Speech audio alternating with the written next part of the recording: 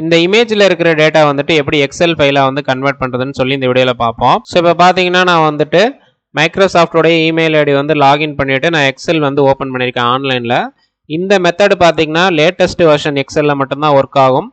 இது வந்து பார்த்தீங்கன்னா கம்ப்ளீட்டாக ஃப்ரீ தான். நீங்களும் இமெயில் ஐடி வந்து கிரியேட் பண்ணிவிட்டு நீங்களும் யூஸ் பண்ணி பார்க்கலாம். இதில் பார்த்தீங்கன்னா ஹோமு, இன்சர்ட்டு, ஷேர் அப்படின்னு சொல்லிட்டு இந்த மாதிரி டேப்ஸ் இருக்குது இல்லையா, இதில் வந்து நான் டேட்டா டேப் வந்து போய்க்கிறேன்.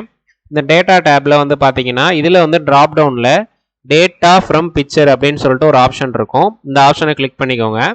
இதில் எந்த இமேஜிலேருந்து நீங்கள் வந்து டேட்டா எடுக்கணுமோ அந்த இமேஜை வந்து செலக்ட் பண்ணிக்கோங்க. செலக்ட் பண்ணிவிட்டு ஜஸ்ட்டு ஓப்பன் கொடுத்துருங்க. இப்போ பார்த்தீங்கன்னா வந்துட்டு பிக்சர்லேருந்து டேட்டா வந்து அனலைஸ் பண்ணுது. ஸோ இப்போ பார்த்தீங்கன்னா எல்லாமே அனலைஸ் ஆகி வந்துருச்சு.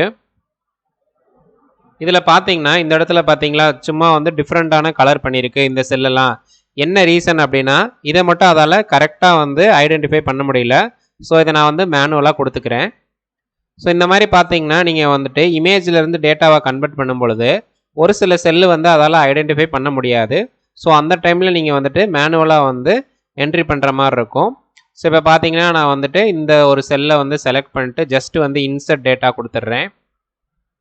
ஓகே, இப்போ பார்த்தீங்கன்னா எனக்கு இந்த இமேஜில் இருக்கிற இந்த டேட்டா வந்து பார்த்தீங்கன்னா அப்படியே எனக்கு வந்து எக்ஸல் ஃபைலாக வந்து கன்வெர்ட் ஆகி வந்துருச்சு.